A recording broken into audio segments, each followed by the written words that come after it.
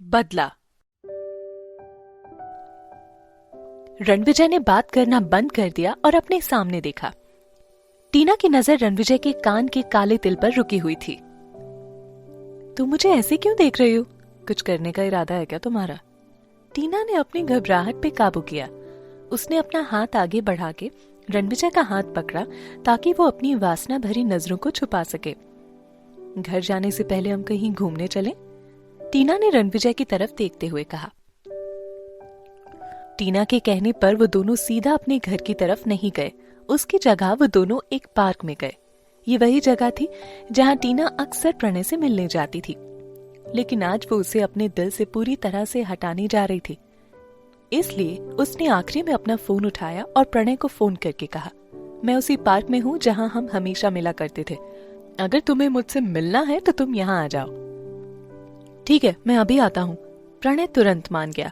भले ही उसका यूसुफा के साथ अफेयर चल रहा था, लेकिन उसने कभी भी टीना को छोड़ने के बारे में नहीं सोचा था। उसे ऐसी बेवकूफ औरत कहाँ मिलेगी जो उसकी हर बात पर आंख बंद करके यकीन कर लेती है। इसके साथ ही वो प्रणय को अंधा प्यार भी करती थी। टीना ने फोन रखा और अपनी सामने बैठे रणविजय की तरफ देखा। उसने ईमानदार लेकिन घुटी हुई आवाज में खुद से एक वादा किया, ये आखिरी बार है जब मैं उससे फोन पर अपनी फीलिंग्स के बारे में बात करूंगी। इसके बाद कभी उसकी तरफ मुड़कर भी नहीं देखूंगी। रणविजय ने अपनी नजरें उठाकर देखा। बिना एक शब्द कहे उसने बगल वाली सीट थपथपाते हुए टीना को अपने पास बैठने का इशारा किया। टीना बिल्कुल उसके पास जाकर बैठ गई। उन दोनों ने रेस्टोरेंट की खिड़की से बाहर नीचे का नजारा देखा। थोड़ी देर बाद वहां पेड़ के नीचे एक परेशान व्यक्ति खड़ा था। प्रणय आ गया था। पहले भी कई बार टीना उसी जगह पर खड़ी होकर पूरे दिन प्रणय का इंतजार किया करती थी। आज प्रणय उसकी जगह पर खड़ा है। टीना उसे देखते हुए अपने पुराने दिनों को याद कर रही थी, जब वो प्रणय के लिए पागलों की तरह कुछ भी करने को तैयार रहती थी। आज वो चाहती थी कि प्रणय वो सब कुछ महसूस करे जो भी उसने पिछले 3 सालों में झेला है। इंतजार करना, भावनाओं के साथ खेल जाना, धोखा खाना, सब कुछ वो महसूस करे। तब उसे ये इल्म होगा कि इन सब में कितना दुख होता है। टीना, क्या ये सब करने से तुम्हारा दर्द कम होगा? रणविजय ने टीना के कंधे पर एक हाथ रखकर पूछा। इस वक्त वो भी प्रणय को देखे जा रहा था। मुझे नहीं पता, लेकिन मैं चाहती हूँ कि मैंने जो कुछ भी महसूस किया है वो भी करे। रणविजय ने अपनी उंगलियों से टीना की ठुड्डी को पकड़ा और फिर उसकी आंखों में झांकने लगा। उसे टीना की आंखों में एक ऐसी कोमल और मासूम औरत का दर्द दिखा जिसने कि अब दुनिया की हर मुश्किल हालात से लड़ना सीख लिया था। खाना मंगाते समय मैंने कुछ फ्रांसी ग्रास मंगाया था, टीना ने रणविजय से कहा। वेटर ने मुझसे कहा कि ये रेसिपी सीधे फ्रांस से आई थी। मुझे लगा कि ये काफी अच्छा होगा, सो मैंने ऑर्डर कर दिया। रणविजय ने टीना को अपनी पकड़ से मुक्त किया और एक मुस्कान के साथ उसे देखते हुए कहा, तुम्हें कैसे पता चला कि मुझे ये पसंद है? मेरे पति की पसंद का पता लगाना मुश्किल नहीं है, टीना ने वेटर को खाना परोसने का इशारा करते हुए कहा। चलो अब बात करते करते खाना भी शुरू करें, रणविजय ने थोड़ी शरारत भरे लफ्जों में कहा। लेकिन मुझे तुमसे बात नहीं करनी, मुझे बस तुम्हें किस करना है। प्रणय नीचे अभी भी वहीं खड़ा था, जबकि ऊपर रेस्टोरेंट में टीना और रणविजय अपने खाने का आनंद ले रहे थे। टीना को रणविजय से अपने काम के बारे में बात करना पसंद नहीं था और रणविजय ये बात अच्छे से समझ रहा था। टीना कमजोर नहीं थी, फिर भी वो रणविजय रावत की पत्नी थी और जब तक वो उसकी पत्नी थी वो ये सुनिश्चित करेगा कि टीना लोगों को डरा के रखेगी, ना कि कोई उसे डराएगा।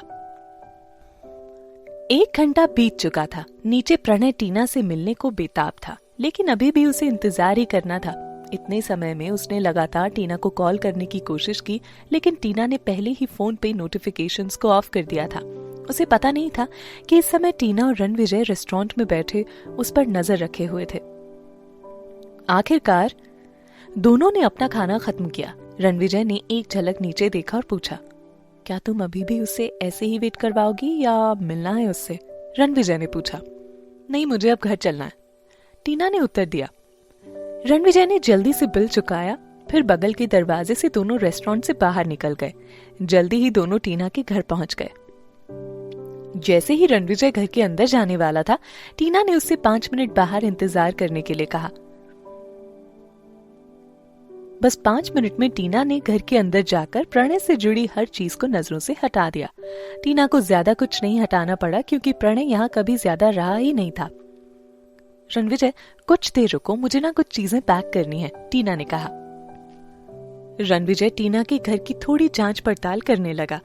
उसे लिविंग रूम में एक बड़ी सी फोटो मिली। ये तब की फोटो थी जब टीना को नंबर 1 मॉडल के लिए ट्रॉफी मिली थी।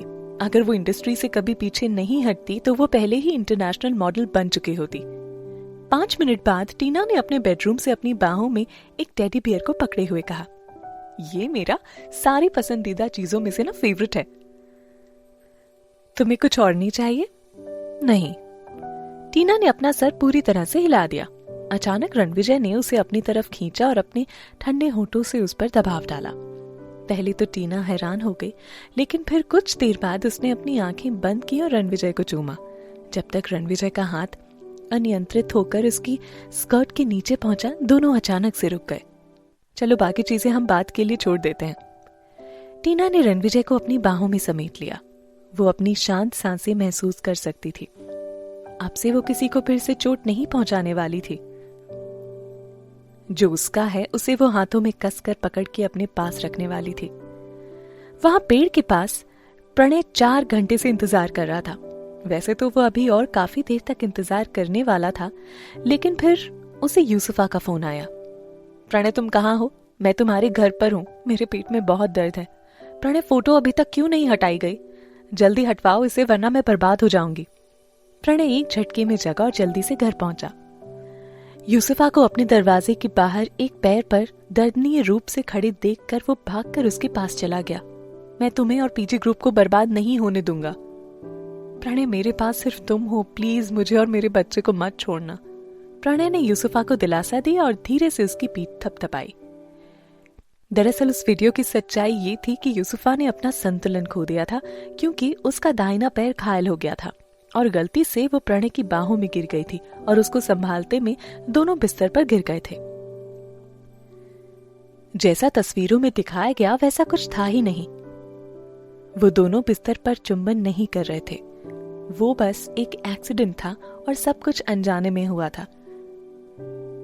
सबसे जरूरी बात यह है कि ऐसे में प्रणय ने इन सब के पीछे किसी की चाल बताकर टीना को छोड़ना चाहा और लोगों ने इन सब बातों पर विश्वास न करने के लिए भी कहा।